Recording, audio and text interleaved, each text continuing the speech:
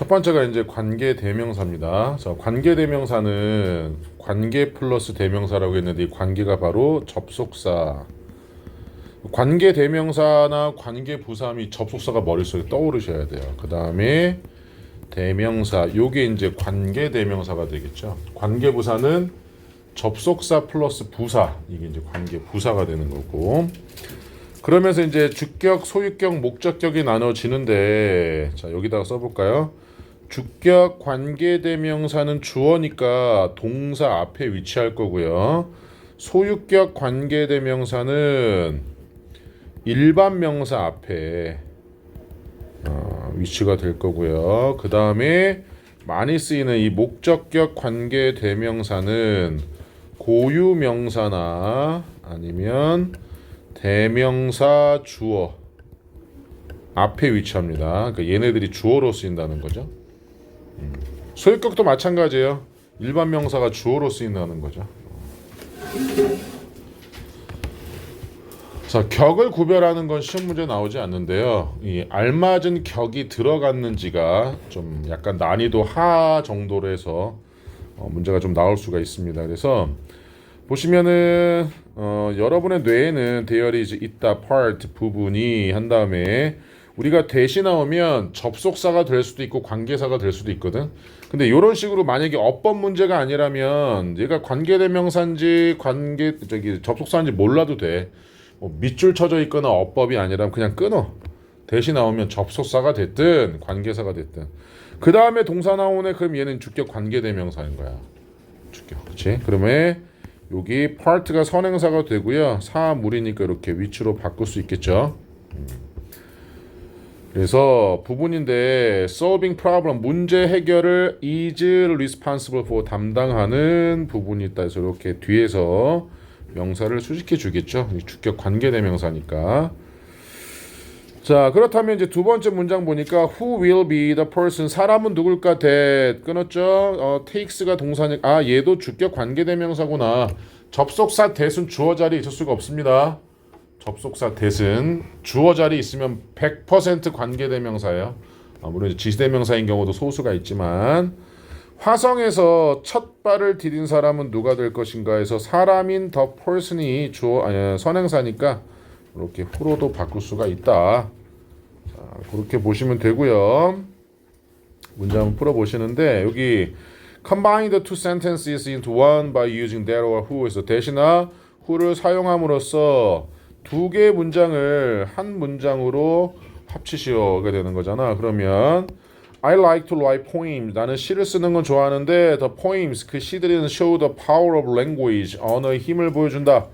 자, 그러면 I like to 쓰지 마 poems and the poems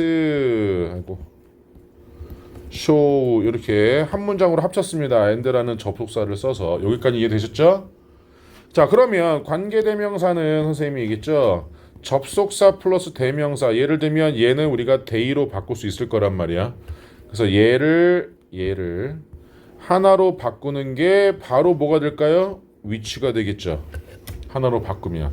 그래서 답은 관계대명사를 썼을 때 자, 선행사인 포임스까지 쓰면 되고 그 다음에 위치 요 and poems라는 단어가 요 위치 안에 들어갔죠. 그 다음에 show 쭉 이렇게 쓰면 되겠죠.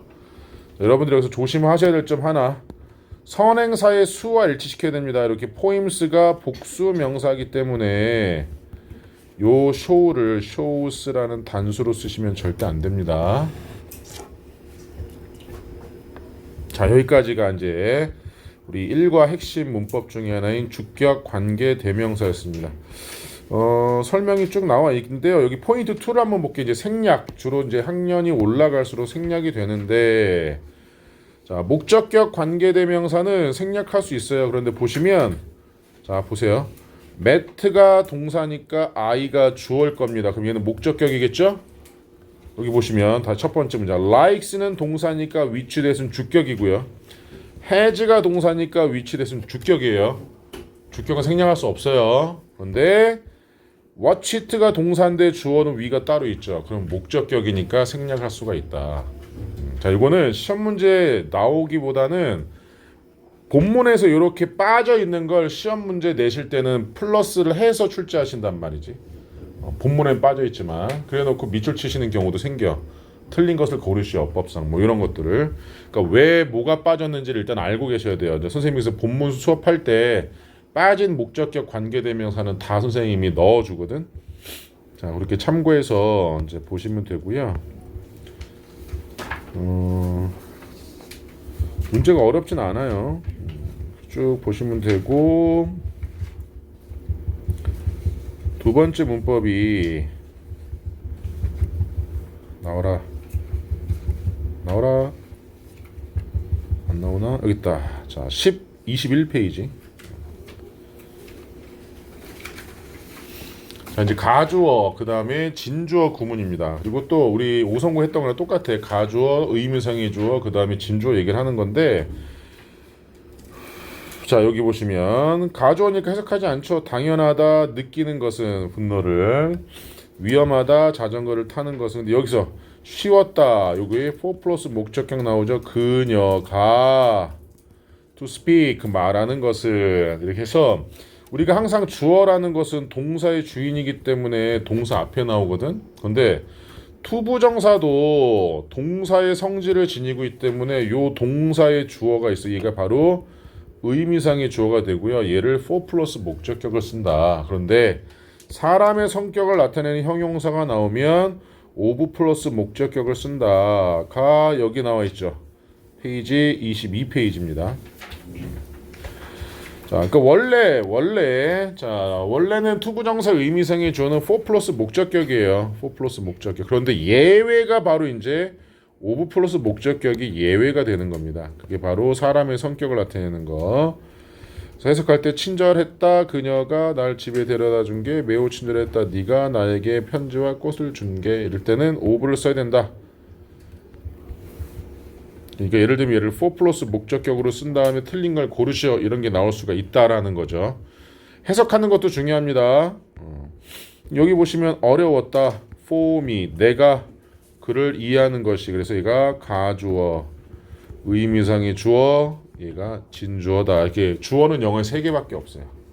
가주어, 의미상의 주어, 진주어, 이렇게 딱 3개. 더 이상의 주어는 없습니다. 그러면 대시 나올 수도 있고 이시 나올 수도 있지만 여기 의미상의 주어도 있고 to wake up 이라는 진주어도 있으니 필요했다라는 가주어가 나와야겠구나. 이런 식으로 문제를 풀어보시면 되고요. 3번도 한번 해봅시다. 4 플러스 목적격이 나왔다는 얘기는 사람의 성격이 나오면 안 되죠. rude는 무례한이라는 뜻입니다. 이게 rude가 나오면 어떻게 해야 돼? ove가 나와야지 돼요. 그래서 의미상의 주어가 지금 4 플러스 목적격이니까 it is scary, 두렵다, 무섭다. for Jenny, 제니가 to see a horror movie, 호러 영화, 공포 영화를 보는 것은. 이런 식으로 해석을 할 수 있다. 4번도 보시면 4 플러스 목적격이니까 일단 사람의 성격인 wise, 현명하는 나오면 안 되겠네. 이렇게 고르시면 되겠죠? 질문? 자, 여러분들 이것도 다 한 겁니다.